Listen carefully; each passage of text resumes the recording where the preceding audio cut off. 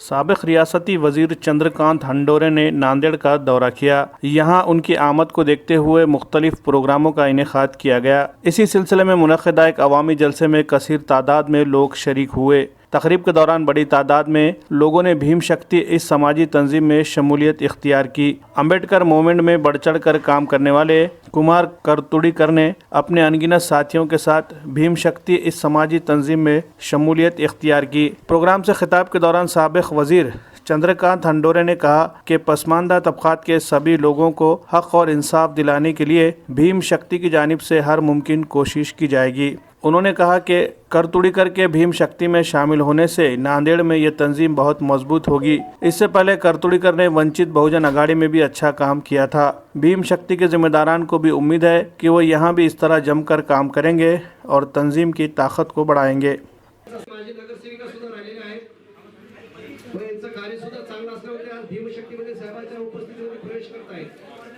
यानंतर मी ज्यांचे नाव घेत त्या सर्वांना विनंती करतो की आपण यावर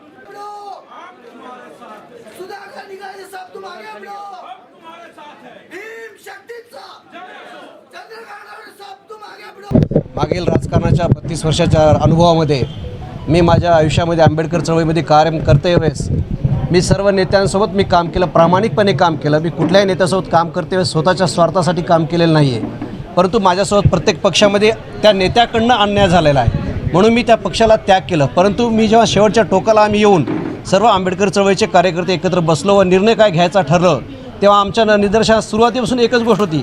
साहेब जेव्हा मंत्री होते तेव्हा मी पण तेव्हा यायचो, साहेबाला हार घालायचो, जायचो, पण साहेबाकडून कधी कोणती अपेक्षा ठेवली नाही।